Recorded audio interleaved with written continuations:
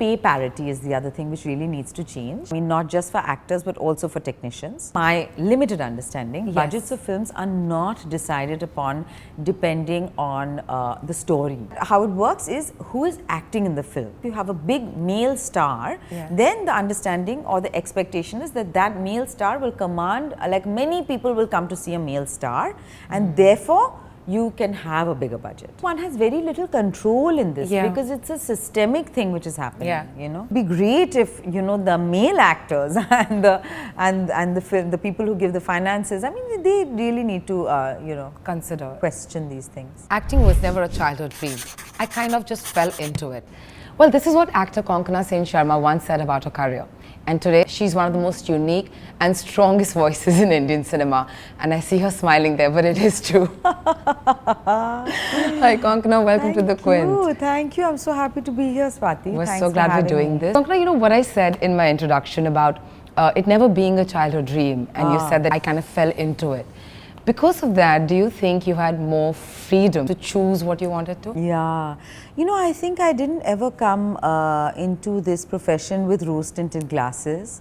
I had very low expectations and a very clear idea of the realities of, the rules and the way things function. I'm very lucky because my mum, though in Calcutta, which is removed from Bollywood, but in its own way, I mean, maybe a smaller parallel. Yes. And because my mum has been, Aparna Sen, who's been a film actor and a film director, so I really saw the other side, the behind the scenes, creating your own content, creating independent alternative content, and how hard that could be. So I didn't really have any delusions or illusions about how this, how it's going to be. In that sense, I didn't have so many expectations either from myself or from the industry. I thought, I kept thinking, okay, let's see how it goes, let me try it out, otherwise I'll just get a real job. Okay, let's see, okay, I've got this offer, let's see these 2-3 films, let's see these 2-3 projects, then I'll see if I want to switch. And my attitude in life is also a little bit like that, like a little non-committal. I just want to kind of see how it's going and then decide. It's amazing that you just want to see how it's going and it goes. It's going for 20, you said 25 years. Yeah. Well, in your answer, you mentioned that of course you've grown up with an artistic mother, which is Miss Aparna Sen, filmmaker, celebrated actor as well, and your father was a writer. When you grew up in an environment like that, what does home feel like? What is childhood like when you're surrounded by absolute talent and legacy that they have? Well, that's very kind of you to put it like that, but for me it was normal. That was my normal. So in many ways I felt that this is it for most other people as well. Then slowly, of course, few differences one could make out. I realized, oh, my mother is well known, not everybody's mother is a working outside the home mother. Many mothers are working at home. My parents were divorced, and of course it's much more common now, but it wasn't then. But that was my normal. That was my template. It felt very okay. It didn't feel like I was special or different in that sense.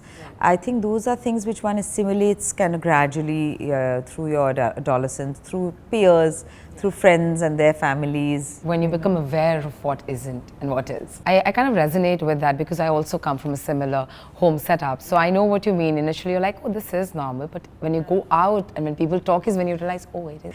And the key ingredients I feel is an environment which is loving.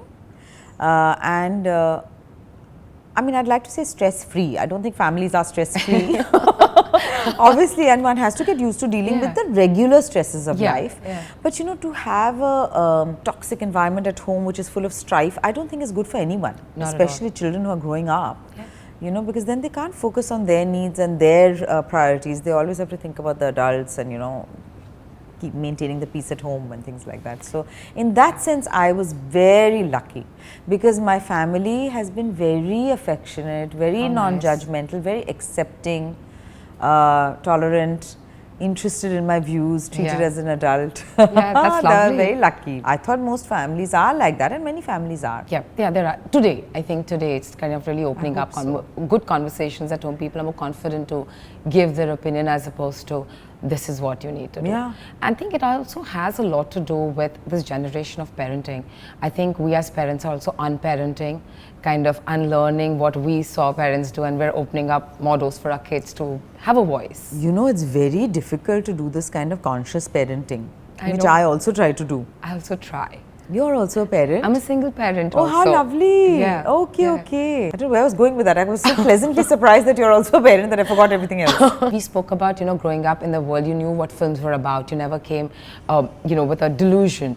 Did you ever go on sets that time? What did cinema mean to you that time as a child when you went on sets? What did it feel like? I was so lucky because I went on so many sets. Yeah. Because my mum was acting, so I think I don't even remember the first time I went because I've been going since I was a kid. Huh. So hanging out in green, that time there were no vanity vans as such. So there were studios and green rooms, or even on location, going with her and staying in circuit houses and rest houses and guest houses and hotels and things like that.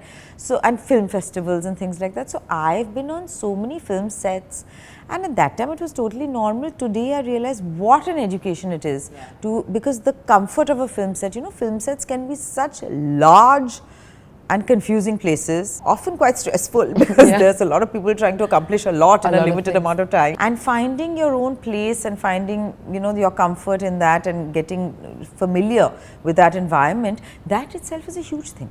So when I go on set, I feel very much at home and at, peace. You don't remember the first one you went on, but you've been on one too many. Yeah. I've been on several, and very often it's been like, oh, just stand here and do this, oh, just do that. And so, what do you remember the backstage. first? I don't know. I've even been backstage with my mom. Sometimes they would take me onto stage because they'd be like, oh, in this scene we can just have her on stage. So I've just been in and out of things many times because they needed, let's be an extra. You're wearing white. Okay, come stand in this funeral scene. So I've done many of those things and helped out here and there. Great education. Yeah, it really is. I think Practical anybody you education. speak with who's been on a set before they became an actor, it also kind of adds so much to them. They're so aware of what to expect when they're on set. And when you speak to people who've never faced the camera, who don't know what a set looks like, the first time they have to enter it, they're so overwhelmed that half the time they forget things. I understand. Yeah. And also then to respect all the other departments, that everybody who's working together to create something. Konkona, a little earlier, we of course spoke about motherhood. Like I said, I'm a single parent myself. I jostle a lot with this thought, am I doing enough? Because as rewarding as it is also slightly challenging on some days. At least I feel like, oh my God, I just can't do it today. Do you ever jostle with it? Oh my God, only every day. so do I. My son is so amazing and patient and sweet and forgiving. Oh, how nice. Yeah, and teaches me so much. But I think that kind of balance, all of us struggle we seek that balance every day. Yeah. And I always remind myself that, I'm in such a huge position of privilege because all around me there are so many other working moms, including my bai who comes home every day. How is she managing? Or so many people, like you today who I'm working with, and so many other people on sets, especially moms. I think dads too, of course, but I think moms maybe still are doing more than dads. I think that's changing, but very slowly. It's not too easy. Like you said, it's ever evolving. I'm always feeling, I can't do it, or I'm not being able to do it. And some days when I wake up and it's overwhelming and I have too many things, I have to just remind myself, I just have to work hard and be kind. Work hard and be kind. I can forget everything else. So sometimes that really helps to center me. And be kind to yourself as well. Do you remind yourself about that? Be kind to. I'm generally kind to myself. That's I think. lovely. I'm the first one. I'm my own cheerleader and the first one on my own team. I think it's a lot to do with your upbringing. Prioritize yourself and not just the others around you. Because not my everyone's mom, told that. Not everyone's told that. Not that I was told, but maybe how I was treated or by example. It starts from home. It will just start from home and what you see around you. So I'm glad you had that, and I think most of us have to kind of teach ourselves that as we grow up, that it's not selfish to care about yourself. Yeah, you have to be your own ally to begin with. Yeah. As an example also to your children or to others. Konkona, raising boys in today's world, this is something that I'm always thinking about, that how we need to do it so differently. So to tomorrow, when they grow up, the society, the world looks different, not just for them, for also other people around them, right? Is this something that you're extremely cognizant of raising your son? Oh my God, I try to be. Because patriarchy, which is so prevalent in all societies all over the world, does no favors to women, and neither does it to men actually, and especially kids who are growing up. Of course, a lot of men also have a lot to gain from the patriarchy, but they are also limited and defined, and they can never break out of a certain mold. It only benefits you if you are behaving as per the stereotypes which are beneficial to perpetuate the patriarchy. So in that sense, you know, I try to be aware. Like many times I'm like, you know, my son is not aware of these concepts, but these concepts exist in the world. I would like to make him aware of these things without, I have to seed the idea, but you know, it's not, there is a certain innocence, so while protecting that innocence but still making him aware and empathetic, it's very tough. It's very it's quite tough. tricky. But you know, nuance and complexity, little by little, you know, we have to teach, like not just our boys, but you know, everybody around us, children, and also be that example, I think. I think one of the first things that I taught him, which I don't know, it was something that was so important to me, was consent. When someone says stop, when someone says no, even in a joke. That was the most important thing to me. I think that men really need to be taught that at a really young age. Boys need to be taught that. Is there something like this that you're like, okay, this is something that I'm going to make sure? I do that. And you know, it's not a one and done. It's not one conversation. It's not. It's constantly, that's why conscious parenting can be a little exhausting, because you're constantly thinking about how you have to behave. You know, especially with younger kids, when you're, you know, being affectionate or hugging, kissing, cuddling, which is also very important, human touch and nourishment and all of that in that sense. So important for children. But even then, you know, this thing, I think when we were young, we were always told, like, you know, you can like to hug adults who you don't know. You have to. Yeah, and then, you know, just to be like, okay, if you don't wanna give a hug right now, that's totally okay, because it's your body and you decide, or that I'm not going to tickle you against your will. I mean, largely. I think it's better if they know now right from wrong a little bit. That sense, the moral compass kind of kicks in now. It should be good. And the digital world, that and the teenagers, that's what we have to navigate. What all are they doing online? You know, we have no idea. I'd love to move a little away from this conversation and talk about the first time you set foot on a set as an actor in front of a camera. Do you remember what that was like so long ago? Yes, let's go back a little bit. I was 4 years old, Oh. I was 4 years old, so it's like more than 40 years ago. You know, it was a film, again, by mistake, accidentally. I'm an accidental and reluctant actor. Not today. Today I'm a very grateful person, very happy where I am. My mum was acting in a Bengali film. They needed a little boy. I happened to be on set. I was just hanging around, and they needed a little boy, and I think one little boy was crying and was sent home, and the other little boy actor, his parents fought and took him home, so they needed a little boy. So I was the kid on set. So they cut my hair and put me on set. They cut your hair on the set? Yeah. I was very happy to be on set with my mom. I was like, हाँ ठीक है, we'll do. And I'm chilling and playing, very comfortable. And then for months afterwards, I was asked to say the lines, you know, funny lines and whatever. So I remember other people making it a big deal. That's what I remember. Not like being on set, camera, this, that. I have no real even recollection. I think I was fine. And as an adult, when you became an actor, what about that age? That's different. Yeah, I would love to know about about that. Because as a kid, it's very different. It's like, you know, theek hai, I'm doing whatever. It's not real. Nahi chalta main kya kar raha hu. And also my friends and family and relatives are saying, I'm very good. How seriously can I take them? They love me. You know? So I never took them very seriously. My first film as an adult was a Bengali film called Ekjache Konna.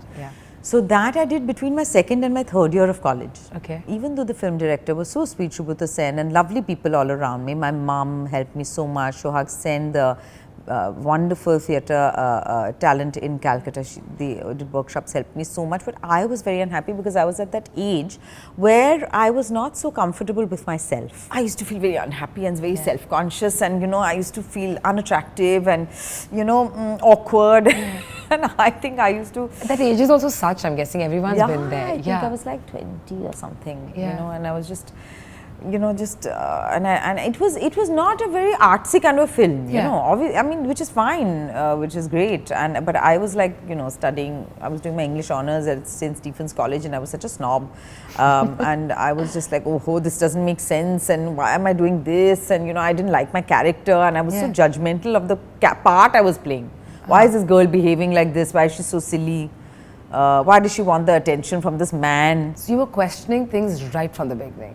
Yeah, and my mum was the one who was telling me that, you know, can you not be so judgmental, please, about the part you're playing, and, you know, be a little more empathetic, because this is a young girl who may not have the self-esteem or, you know, your person. It's a different person, and maybe this is all she has in her arsenal, you know, because she was craving, seeking validation, this character. Okay. And I had trained myself not to. So trained as in, I think that was the person I was becoming. It's also, I think, again, going back to what kind of an environment you grew up in. So, and that time I was not very happy. And you know, secretly I was like, "Theek hai, I've just done this one film, hopefully it'll never come out and nobody will ever watch it. Doesn't matter, I can pretend it didn't happen." Of course, it released and then became a very popular film in West Bengal. It was a popular Bengali film. It even critics wrote well about it, about me, and I got, you know, many local honors and things like that. So touch wood, I'm grateful today because it was very good for me. And what happened is that people wanted me to conform to a certain way of looking, being, thinking, feeling, which I was not. That was not me. So I could not be comfortable. Today I'm much older and I have that, you know. That age, I was just like, I don't want to behave like this, I don't want to dress like this, I don't want to wear this, I don't want to stand there, I don't want to say this. Yeah. That's how I used to be. But you know, Konkona, I really feel like every time I meet you for an interview or I watch your films or I just see you at events, I really feel you're someone who's so much, you're exactly who you are. You know, it never feels like it's a pretense. In terms of, you know, I'm talking about the core of each of your characters that you choose. They're so close to reality. They're real characters, even if they're shades of grey. There's some realism to them that I really feel that ourselves are infinite if we allow it to be. We're infinite selves actually, and everything already exists inside us. Now, through habit, conditioning, family, values, upbringing, this and that, we narrow. We don't leave ourselves so open, you know. But through exposure and through understanding and education and personality, reading, all of that, you know, you can be open. And then what happens is, then when something comes, you know, like in a role, I'll find something, I try to find something to connect. Like for example, if I have a character who's bitter, you know, like who's bitter or angry or harsh as the primary things that come about. Right. Now, those might not be Konkona's primary emotions, but somewhere it's there. It's not like I've never felt a strand of bitterness. I may have. I may have overcome it quickly. Or it's not the first thing that comes to me. Or even if it is, I'm able to put it aside. So I can find that, I can relate. You know, it may be for different reasons. So there's always something to tap into, no matter what the role is. Hopefully something to tap into. Those are your crutches. Yeah. Speaking of roles, Mr. and Mrs. Iyer, of course, is a landmark film, especially when we talk of you. That's one of the first films that everybody thinks of. Is there something that role kind of unlocked in you as an actor? I think it was a very good experience for me. It was almost like a film school for me because it was such a thorough and complete experience. Starting from, Mama, I don't want to do this role. Why are you taking me as Mrs. Iyer? I'm not even sure I want to act, and please cast a Tamilian woman is what I had said. And then my mother tricked me and sent me to Madras to do research, apparently, about the Iyers and the Iyengars and the differences and things like that. And then the prep of that, which was such a thorough prep. So not only had I gone to Chennai and you know, kind of immersed myself in that culture and stayed there, I think all of 10 days, but still. It was a great exposure. And then coming back, doing workshops, readings, rehearsals, look tests. Nobody did films like that. Nobody prepped for films like that back then. Really? We were depicting riots in the film. It was in 2002. It happened during Godhra. At the same time, coincidentally, then the film came out. It had such a deep and lasting political impact. I'm so grateful that I got to do that film. I played a mother. Yes. I was barely, I don't know, 22, 23 years old when I was shooting it. It released a year or so later. It went to festivals and things like that. So I was very, very young, and in fact, some people said, "Why is she playing a mother?" I was like, "Please, anyway, I'm not going to be acting. So how does it even matter?" And I know I'm not a mom, so. Yeah, and if as an actor you're not challenged to take on roles that maybe what you're not naturally, then what's there? I mean, how else? I don't know, you know, you can have different priorities, and that's okay. I feel one of the most important things is to accept that other people can be different from you. Yes, absolutely. And it's okay. Everybody doesn't have to be the same as you and your family, na? Everybody doesn't have to make the same choices. Not only you, even today, I think the other day some other actor also said, you know, I did a role that was older than my age, and the casting directors called me and told me that, why are you doing this? You're ruining your career. And she's like, why? You know? No, because there are real life consequences. You do get typecast. It happens. But so many things are true. No, it depends how you want to navigate. I don't know then what it really takes to navigate an industry like this where anything's possible and so many things are true. Then what do you hold depends on to now really? Who you want to be. Who you want to be, how you want to be. You choose, na? You can choose. So you can choose about yourself, though, at least you can't really control anybody else, or in the circumstances you may not be able to control. But at least yourself, you have something like some semblance of control or governance over yourself, or who you want to be, or how you want to portray yourself, or what is the kind of person you are approaching or aspiring towards. I mean, not obviously we're failing every day, and that's also okay. We can try every day. Konkona, like you said, I try and when I do a role, I try and see what is that one feeling or emotion that I can tap into, that I relate with. Or what makes Konkona say yes to roles today? So obviously I look at the script. Yeah. And I usually like to read my own scripts. That's the first test. If I'm able to read the script, and I'm kind of enjoying, or I'm engaged, that's a good sign. Because if I'm only finding the script, reading the script and finding it very boring or dull or stupid or whatever it is, then I know that, if I'm only finding it difficult, then I don't know how, because first you have to please yourself, and then, because you don't know, you can't please everybody. So that is the first big thing. Then also I find it very important who my director is going to be, because that's going to be my main person, my point of contact, so to speak, and my into the world. So I at least should be comfortable with the director, have a good rapport, be able to have a conversation, ask questions. Those kind of things really matter. Then there are secondary things like, character and script kind of go hand in hand. What kind of a part it is, is it just an ornamental thing, or what is the script trying to say?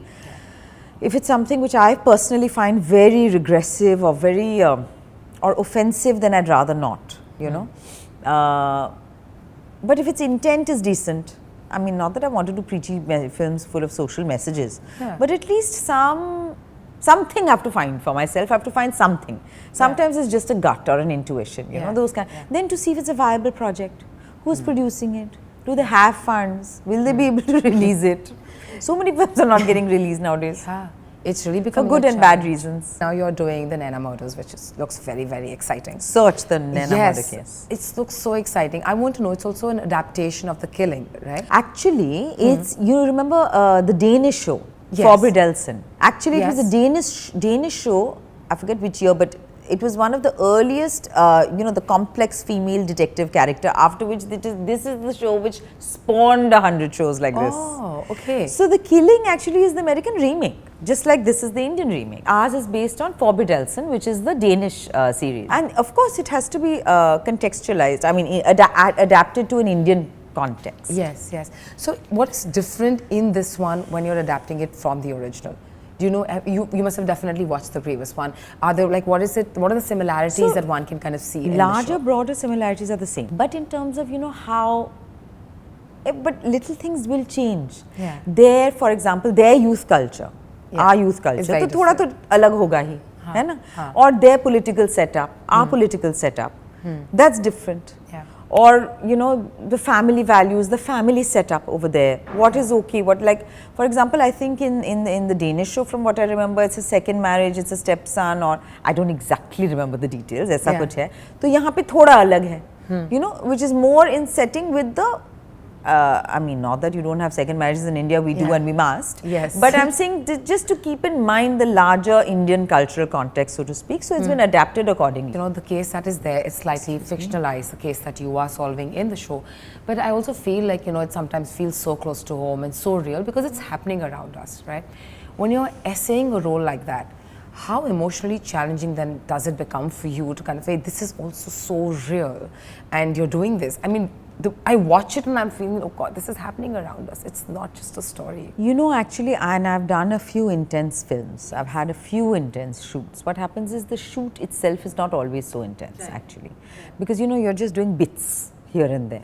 So, luckily, because if it was such an intense shoot, then it would be difficult, that every day you're shooting. Because you're shooting it so fragmented, you're not really, I mean, it's only when it airs, or if you have a screening or whatever, then you see the impact of a show with all the elements coming together. It's been color corrected, it's been edited, the music has come, the supers have come, then you see it as a whole. Before that, it's only existed in your head. I think the first time you read it, then when you imagine it, has a certain intensity. Or perhaps if you're doing a difficult scene, then it has a certain intensity, which may be a few minutes on some days. Is there one that comes to your mind without spoilers? Well, I've had to, had to tote a gun, which is so alien to me. Yeah. So firstly, the guns are only so heavy. 1 or 2 action sequences I had, which I had to do some, nothing major. Yeah. I'm calling it action, people will just blink and miss, it's nothing major, so don't expect anything. But for me, of course. it was a little bit, in the, little bit of action and things like that, which we had to rehearse in advance. Right. Those things were there, which was great fun actually to do, because I've not done very much of that kind of stuff. The first time we see actually Naina's body, which we see in the trailer, so I'm not a spoiler. It's so it is horrific. But then we are also chatting with Naina, no? Chand, the lovely young girl called Chand, fabulous actress. All the young ones were so good. And we are chatting away between shots, with her blue face and all, so that tempers the intensity on shoot. Only when it all comes together, it feels like, oh my God, this happened. Yeah. A little early in the conversation, when we were talking about other roles, you also spoke about the show, and you said, even in the show, we're talking about social media, the digital world, and its effects, right? How much of that does the show really talk about? A lot. Okay. A lot. Because the chief victim, Naina, she's a college kid. So her world. So what are the investigators trying to do? They are uncovering her world. So they are also learning about her world, and so they're learning about what it is like, the youth cultures. And my character also has a daughter who's a similar age, maybe a little younger, but similar age. So that also has an impact, on the character, because it's like, okay, I have a kid at home who's whatever, 15, 16, then, I'm seeing this murder case of this college student who must be 18 or something. So it's really hitting close to home even for Sanyukta, and who was not planning to take this case on. She's leaving. She's going to save her marriage. She's married to Mukul Chadha, who's one of my favorite people and a good friend. So he's playing my husband, and even in the show the character seems like such a normal, no nonsense character, and Sanyukta only seems mad, and then how she just gets more and more involved in this case. And she's unable to kind of extricate herself from this case. Also, I think most women will be able to relate to that. This thing of being the mom, handling the house, your own parents are aging, then your work and your marriage. I have a quote that I want to take you back to that you had said. It says, women directors are not monolith, we're just telling women's stories. What kind of stories do you think that the industry isn't telling, but when there's a woman director, it kind of comes through? So first thing I want to say. Yes. Is that it is not incumbent upon women to tell only women's stories. I agree. So I'm disagreeing with my own quote. I just want to say that women should not be confined in any way. I agree. They should tell the stories they want to tell, whether it's about women or men or trans people or whatever it is, that women should be able to tell the stories they want to tell. Yes. There are not enough women filmmakers actually. So whatever they want to tell, they should tell. I say that actually because when I directed my film Death in the Gunj, few people questioned me also, saying, your protagonist is a guy. Why aren't you telling a woman's story? And I was like, but why are you telling a woman what to do? Let women decide for themselves, as long as they are not harming themselves or other people. But do you think that's changing? Do you think more, because of course you've seen your mom direct since you've been young, and now you directed, and there's so many more, but do you think there's a larger shift when you see more women directors behind the camera? Are you seeing that happening more? Let's see, we'll get to know only when right now women constitute, perhaps, I don't even have the numbers, but it's certainly not 50%. First, let's get them into the picture. Let's get them into, more powerful positions of power, or even like for example, we don't have so many technicians who are female. The reasons for that, is it safety, is it transport, is it bathrooms? Often it's these kinds of things, which are hampering progress. So so there should be enough women filmmakers, and it's also not true that just because you're a female filmmaker, you're going to speak truth to power, or that you're going to punch up, or that you're going to be very progressive. There's no such thing. There are many women who are upholders of patriarchy. But there are all kinds of women as well, and all kinds of men. There are sometimes some men who are extremely sensitive as well. And I have been privileged to come across many sensitive and intelligent men as well. Blanket we can't say. So we must see it's like current run rate and required run rate. Because you just watch the match, Best way to put it. Yeah. So it's like currently we're here, but we're required to be there. Like required run rate is 12, current run rate is 2. Maybe it was 0 earlier. You're right. It was 0 earlier. So let's just, that delta needs to be bridged. Yeah. It's still a huge gap. We're getting So this you want to slowly. pat yourselves on the back for 2? Fine. But do you see a difference on sets today, Konkona, from say 20, 22 years ago when you started out? What are the kind of differences that you spot on sets today, which is like such a welcome change for you as an actor? I do see more women on set. That's great. Yeah. I'm very happy about that. Sometimes what happens is the women on set tend to take more of the more typical, like in the sense you'll find women editors or you'll find women in hair makeup. You know, for the longest time, women were not allowed to do makeup.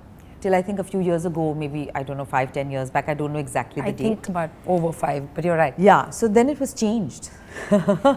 So women had to be hairdressers and men could be makeup artists. So luckily that has changed. Fewer in, you know, camera departments, gaffers, etc. And I'm sure I'm not remembering everything. Yes. But so that it would be nice if it changed a little more, but definitely there are more women on set, and because there are more women on set, therefore you have to provide for example, bathrooms. Yes. Right? So earlier, and you know, this is universally a problem. You know, it's a health hazard actually. Yeah. So that has to be there. We must make sure that there is adequate I mean, this kind of infrastructure, or even coming and going, because shoots have very difficult hours.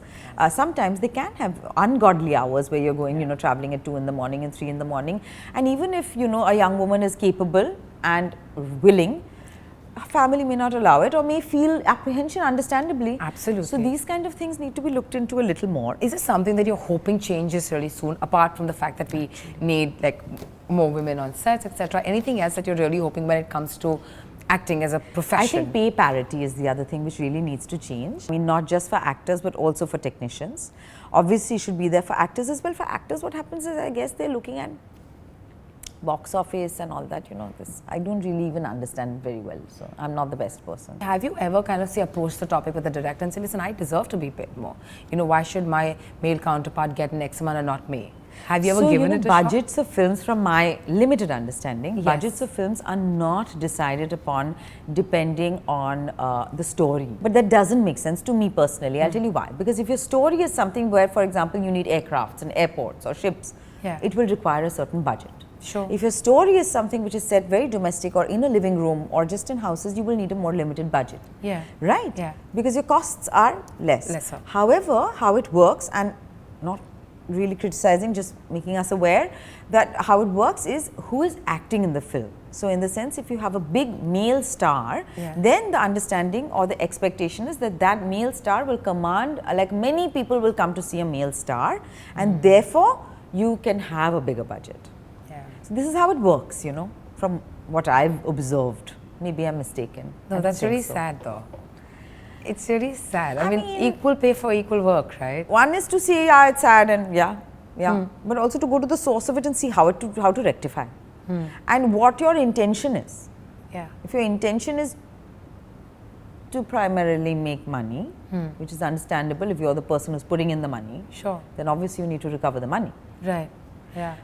If your intention is to push the envelope of art, then your intention is different. Then you make it with lesser money. I think there's a lot of conversation going on about this. A lot of actors have been speaking about pay disparity recently, but the end result is the same. You know, I mean, I shouldn't be questioned. Why don't you ask decision makers to do something? That's true, and also, you know, one has very little control in this because it's a systemic thing which is happening. You know, so I mean, in that sense, like,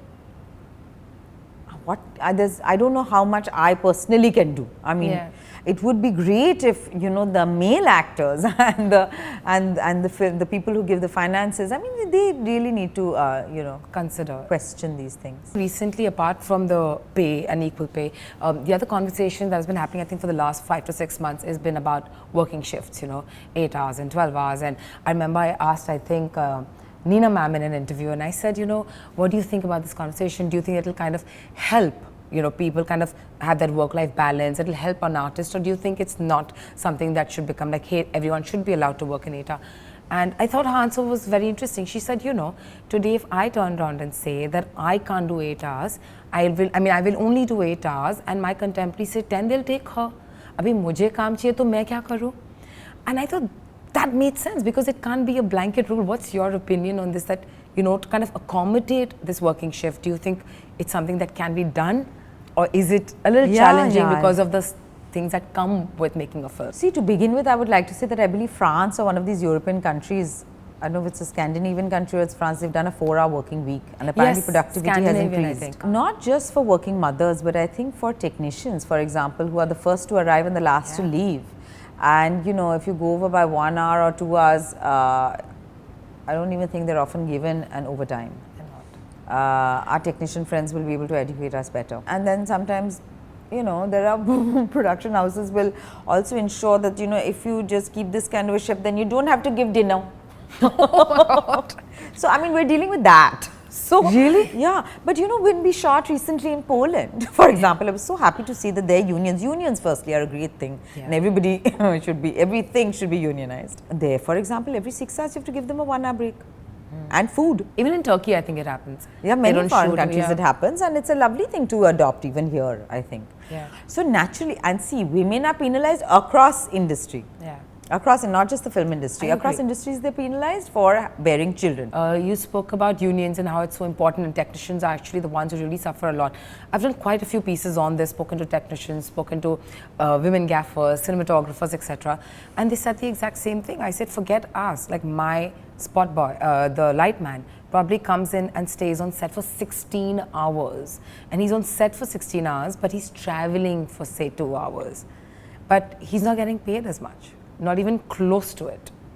So yeah, I think the point of union, what you make, is something that a lot of people echo, that we need a strong union here. Yeah, I think to be able to talk to your peers and your colleagues is very important, as you said, your point, and also even for actors, because many times producers will say, will tell you, will sunaw you some kahani. You can check with your actor friends. Yeah, yeah. You know, they're telling me this, what are they telling you? Yeah. And we do it all the time, informally. But why not? Why not? No, we must. I'm just saying it should be formalized. Yeah. Konkona, if we can talk a little bit about the world of social media. You know, you seem like someone who's private, someone who will come out and talk when the need is there. You know, I'm not like, I'm not trivializing it, but you know, the airport looks people talk about, or being, you know, clicked at every event that an actor goes to. You seem like someone who's extremely private and will speak when, you know, there is a need to. But in this world of building perception and the need for PR, you know, such a strong need for PR, how do you kind of remain centered and say, you know, or is that the sense of security that you have as a person takes forward and says, I don't need to do this? While I'm here, I want to do things which I consider interesting and good. Good looks and all, you have to call the paps, they'll come. Yeah. We can also call the paps if we want. Yeah. But if any other things to do, yeah, in life one is very busy, and then, you know, and then one has to pay them also, I'm sure. I mean, I don't even have a publicist actually. And if even if I had a publicist, then, you know, I would probably half the time say, no, I can't, I'm very busy. For me personally, I don't think it makes sense. Also, I've been in the industry for a long time. I don't know, I'm a kind of a semi-nepo baby. I don't even know if I'm considered a nepo baby or not. I mean, theek hai. Because my mom has been an actor, and that's given me a lot of advantages. Even though it's not really a Bombay thing, but still. Depends what your priorities are. I mean, firstly, there's no judgment. If people want to call, you know, paps and for their PR image, then why not? Good for them. Yeah. Personally, that's not a priority for me. And also, I'm always feeling so busy and there's so many things to do, so I'm going to reduce. Jitna kam kar sakte ho, utna kam karo. Yeah. Minimum boxes checked. Because हमको conscious parenting भी करना है भैया. हमें बहुत कुछ और करना है. I'm going to close this interview, Konkona, with just one last question. I think it's a strong question. Again, your quote, and like you said earlier, I'm allowed to feel differently, and which is absolutely fine. The film set, the film industry is usually hierarchical, not just on the lines of women, but along the lines of caste and class, and of course, gender. Have you seen a shift in all of these things that you once mentioned? No, I think it's still true. I mean, there may have been some marginal improvements, and of course, we must celebrate those. But I mean, just to be aware of the bigger picture, things are still very hierarchical. You just have to go, I'm not just on film sets, I think everywhere. You know, how you're treated and everything, it depends on who you are and what kind of power, you know, you have, whether it's soft power or money. You know, we have to question ourselves. Because are we listening to people who are making the most noise? Most people are actually. Yeah. What does that lead to? Then people will just make more and more noise. I mean, is that desirable? should we not screen for who is making the most sense? Yeah. Or who is making the loudest noise? Yeah. These kind of things we have to, I think, examine, introspect. I mean, that's what I think I said before the camera rolls, right? There's so much noise, it becomes so difficult to stay true to who you are. But I think in the long run, that's exactly what works. I hope so, yeah. We'll find out in the end. I think you've seen that.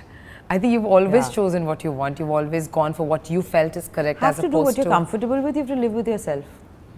Yeah. But that must come from a really high sense of security as a person. I think that has to really somewhere be ingrained or somewhere be there, the back that I think so. I'm secure. I think a lot of it is my parents. Firstly, my mum having such a capable, confident, affectionate, working mother who lived life on her own terms and didn't really do things that other people expected from her. Also having a father who was a strong feminist who believed, you know, in equal values for everybody, because being a feminist doesn't mean that we want only for women and not for men. It doesn't mean that. It means equal opportunity for all, you know.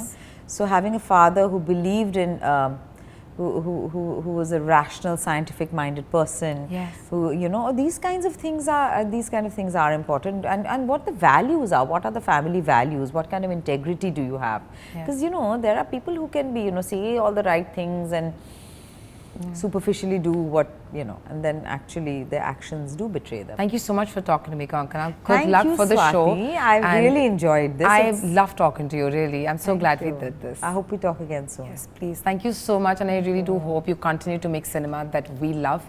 And even 20 years later, someone will sit across and say that she still has the most unique voice in this industry. How sweet, Swati. I hope so.